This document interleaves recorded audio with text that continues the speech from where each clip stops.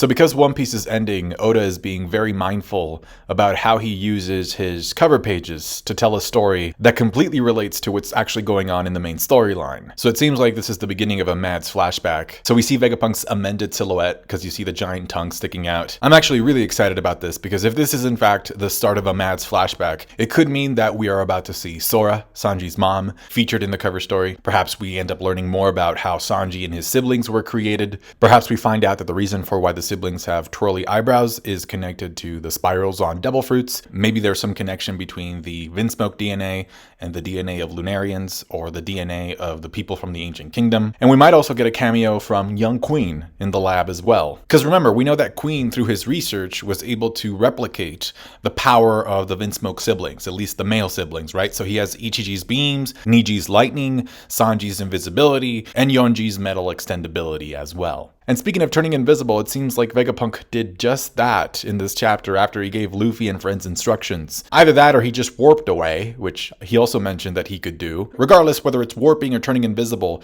it just kind of makes it seem as if he has more than one devil fruit power, which kind of goes back to the Queen thing about how he's technically an ancient Zoan, but then he also has a bunch of other powers that are just not fair. Now, one of the things that some of you guys pointed out last time was that Kuma and the Seraphim Kuma are actually connected to the point where real Kuma can actually listen to what Seraphim Kuma is listening to. So the most rational assumption here is that the reason that real Kuma is taking off is because he overheard Lucci say that they were going to kill Bonney. So it could be that maybe that's part of the deal that Kuma made with Vegapunk. Like before he volunteered, maybe he said something to Vegapunk about how I'm going to be sacrificing my free will. I'll become a slave if that's what it takes. With the exception of when it comes to Bonney, I want to be able to protect my daughter if she's ever in danger. You can write in any command you want in terms of me following orders and stuff, but if Bonney is in danger, that supersedes everything and that will overwrite whatever I'm doing. It'd be similar to what happened with him protecting the Sunny for 2 years throughout the time skip until a Straw Hat arrived. Also, as we see by the end of the chapter,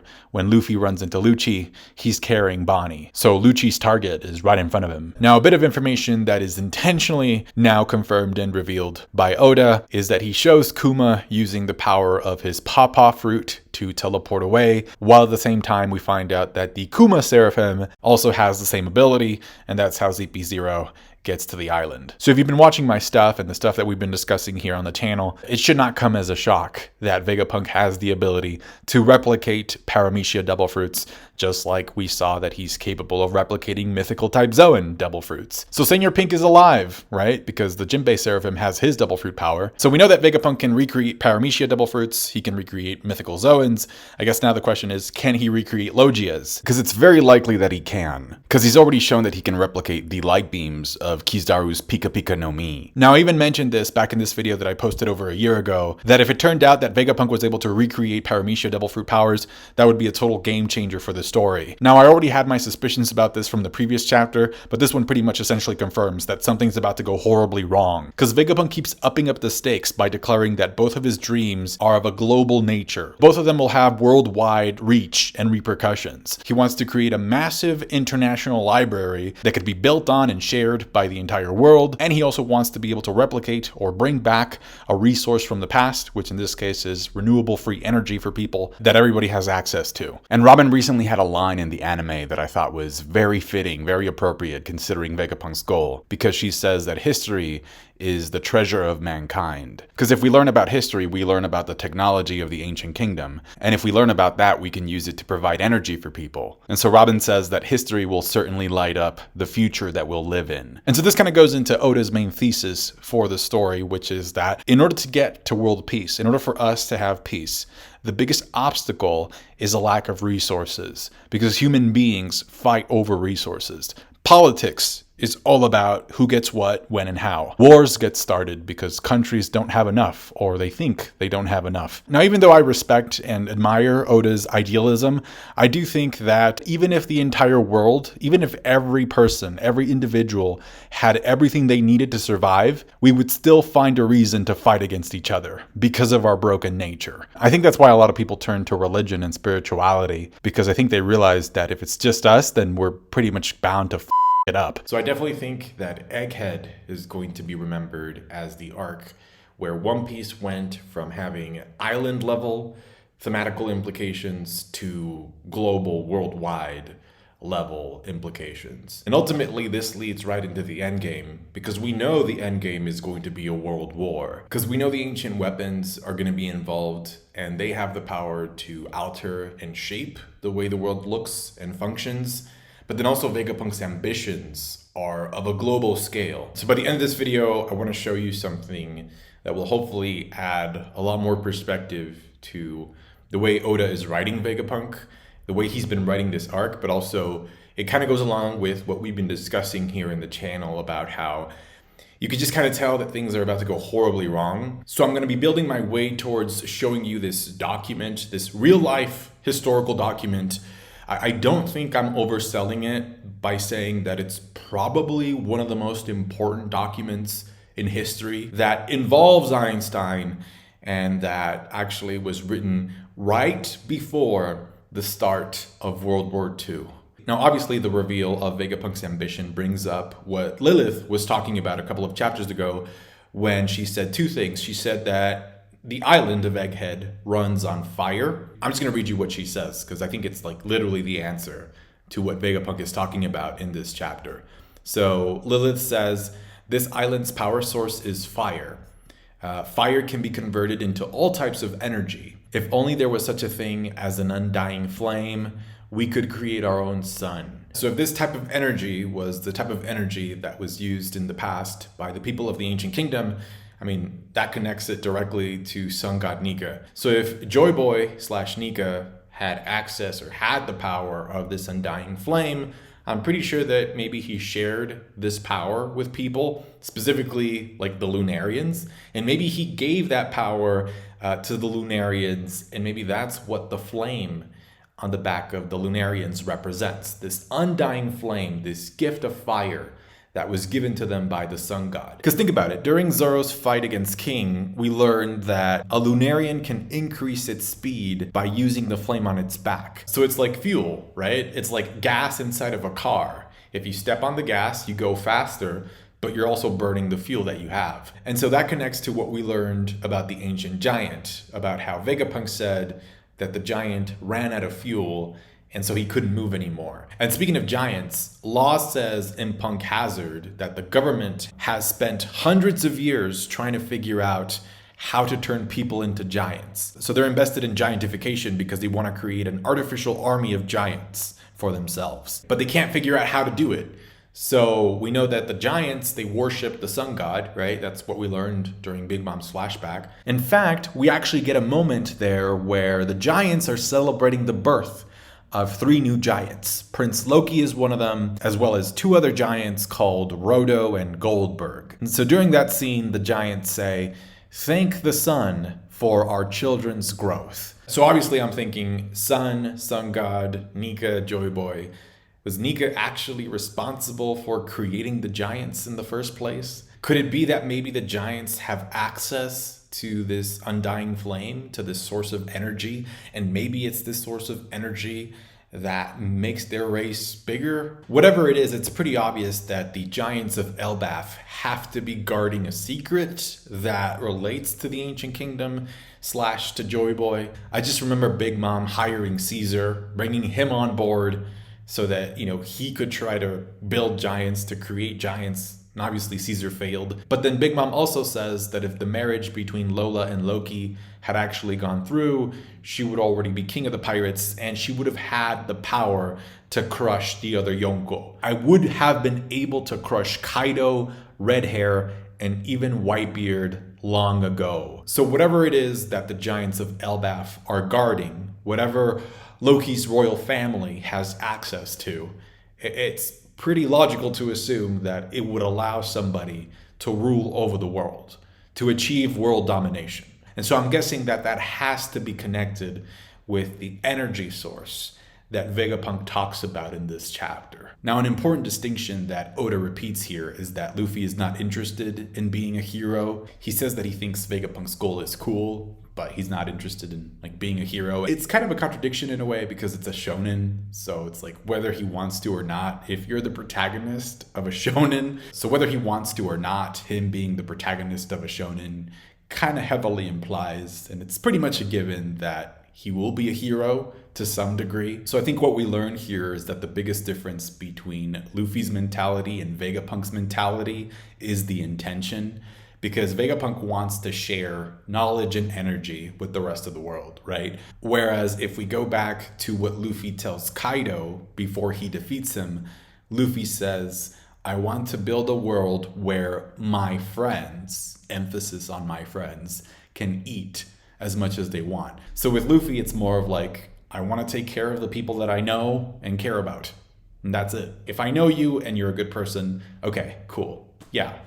I'll help you out. If I don't, then no. But then Mihawk says that Luffy's greatest power is that he has the ability to turn everybody he meets into an ally. So I do think that ultimately the story requires for Luffy to end up in a position where he has worldwide reach, right? Where his message reaches the entire world. So maybe Vegapunk dies and his will gets inherited. But regardless, talking about like Joy Boy and Luffy, sharing things only with his friends or helping out his friends, I think that's visible if we look at the Tamatebaku box and how I'm assuming that was left behind by Joy Boy as a gift to the merfolk and fishmen as a way to protect themselves. And then also, if you want to go a little bit further, the Electro, the Sulong form, could be considered a source of energy for the Minks because they get power from staring at the moon, right? So it's almost like the moon is a power source for them. But then the moon, the only reason the moon shines is because of the sun. The sun reflects the light onto the moon. So I feel like, if he did the same thing with the giants, if he left something behind to the giants, we can start connecting those dots. Now, Shaka gives the command to deploy 3 of the Seraphims to deal with CP0, specifically the Mihawk Seraphim, the Boa Hancock Seraphim, and the Jinbei Seraphim. Now, the first thing that I thought about after I read this is that if the Boa Seraphim actually has a copy of Boa Hancock's Devil Fruit power, the Mero Mero no Mi, then this could be a perfect opportunity for us to learn why it was that Blackbeard was so interested in that Devil Fruit. Like, why did Blackbeard go out of his way to try and get it? I think that's going to be revealed soon. Also, a potential mistake that I think Shaka makes here is that he gives command of the Seraphims to Sentomaru. I mean, I'm glad to see him back in the story, but Sentomaru is kind of a gray character. We don't really know where his allegiance is. It should be to Vegapunk, but at the same time, it's like he is a Marine, right? And the Marines, I mean, unless they're part of SWORD, they have to follow orders from the world government. Then again, we also know that Sentomaru views Luffy in a positive light to a certain extent. But then we also know that he has a close relationship with Kizaru. So again, he's the kind of character that exists in a gray area, and I can't wait to see to which side he polarizes to, or which side he chooses in this case. Because I'm looking at it like this. Sentomaru gets control of the Seraphims, and if everything goes according to plan, he sides with the Straw Hats, right? And they fight against CP0, and there's absolutely no tension, right? It's an easy win for the Straw Hats and for Sentomaru and Vegapunk, right? But if for any reason Sentomaru decides to go against the Straw Hats and say, I'm going to use the Seraphims to protect CP0 and fight against the Straw Hats, that is going to be a problem. Imagine what would happen if Bonney, for whatever reason, decides that it's a good idea to age up the Seraphims. So we end up with an adult Boa Hancock Seraphim, and we also end up with an adult Mihawk Seraphim. Now, if Sentomaru decides to side with the world government, with CP0, right, and uses the Seraphims against the Straw Hats, it is an absolute fact that Sanji won't be able to do anything against an adult Boa Hancock Seraphim. In fact, after the time skip, when he returned to Sabaody, he just took one look at Boa Hancock. Just one look. Boom, he turned into stone. Adult Mihawk Seraphim could go for Zoro. I'm sure that'll keep him busy to a certain degree. Most of the Straw Hats are also wearing those special magnetic boots that can trap you in place and stop you from moving. But perhaps most importantly, we could potentially end up with a scenario where we have 2 Kumas, both of which have the power of the Pawpaw Fruit and can teleport people away just by touching them. Also, it seems like Lucci has direct control over the Kuma Seraphim, because that's how they were able to teleport onto the island, which, by the way, gets me to question why it was that they didn't decide to use that ability in the first place, just to teleport onto the island instead of sailing there. Regardless, the main point here is that all Seraphim Kuma has to do is touch Luffy, and he can send him away to wherever. Then again, I'm also wondering if Law's rule about Haki surpassing Devil Fruit powers could actually be applied with Kuma's technique. Like, if he touches you and he sends you away, if your Haki is strong enough, could you technically fly back or repel yourself back to where you were? Or do you just break out of it mid-flight, like in the middle? Now, I don't expect Oda to pull a repetition of Sabaody and have the full crew be separated again, but because he did take that full month break, because he said that he wanted to make adjustments to get to the ending as soon as possible, I do think that Kuma's Pawpaw Fruit is going to be used to get us to the next location a lot faster. Because ever since we left Wano, the pacing of the story has been unlike anything we've ever seen in One Piece before. I also think that's another reason for why Oda gave Van Ogre the ability to teleport and to teleport others as well. Because you can move around the board a lot faster now, so trips that would normally take days, the way the story is now, they can end up taking a matter of seconds. So if things end up going horribly wrong and Vegapunk gets murdered and his knowledge and brain power ends up falling into the wrong hands, aka the hands of the world government, there are two locations to where Kuma can send the Straw Hats to. The first and most obvious one of all is Elbaf, so we can take a shortcut there. And then the second option is a location that actually gets mentioned in this very same chapter, which we saw at the beginning of this arc, but Oda has decided to conveniently push it out of the spotlight and keep it in the back burner, which means that that location and those characters are going to come into play at some point. And of course, I'm talking about the Marine Base G14. So if we go to Elbaf, at the very least, we learn more about giants, we get a reunion with Saul, Robin gets access to the library of O'Hara that's there, that Vegapunk used. But if we go to the Marine Base next, then we could potentially have a reunion between the Straw Hats and Smoker and Dashigi, plus we'll also end up learning a lot more about Sword as an organization. I like how after Vegapunk's in-depth explanation of what his goal is, Luffy just says, yeah, you can come with us, because your head is funny. That's like classic pre-time skip One Piece. Now it seems like there's a virtual security dome / fence that's been installed at the top of Egghead to keep intruders out, which causes an explosion when Kaku crosses it. So it made me wonder, since we know that Egghead is sort of a small replica or microcosm of what the Ancient Kingdom was, I'm now wondering if the people of the Ancient Kingdom also had a similar type of security system installed atop of the Red Line to keep people from going into the Land of Gods. It also gets me to think about the giant egg that we saw aboard Roger's ship, and whether or not the egg was given to Roger by Vegapunk himself as some sort of gift or recording device for him to take on his journeys. Anyway, Stussy seems to know a lot about Egghead, and so one of the things that stands out about Stussy is that we don't know how old she is, because she makes a comment during the Whole Cake Island wedding about how pudding reminds her of herself back in the day, and then Dufeld says, like, how long ago was that? And then Stussy gets super annoyed at that comment. So it could be that she's hiding something about her age, or maybe she took part in some de-aging related experiments in Egghead a long time ago. And I'm guessing the friend that Vegapunk mentions in this chapter who passed away was Clover, the man who inspired him to keep researching. Now, Kaku's intrusion triggers the security system, which gets Atlas to charge at CP0. And right off the bat, Lucci's not holding back because he goes straight into hybrid form and then goes for the Rokyogan. And at least back in Enies Lobby, the Rokyogan was the strongest technique of the Rokishi style that Lucci could use. So it messes up Atlas's face pretty freaking bad. It's going to be interesting to see what Luffy's reaction to that is going to be, because at the beginning of the arc, Atlas was sort of responsible for feeding Luffy. And so that's something that Luffy takes very seriously. At the same time, though, we also saw that Atlas was able to punch Luffy. So if she could hurt Luffy, I feel like she could also hurt Lucci. But ultimately, I do think that it's going to come down to what's more important, right? Because Luffy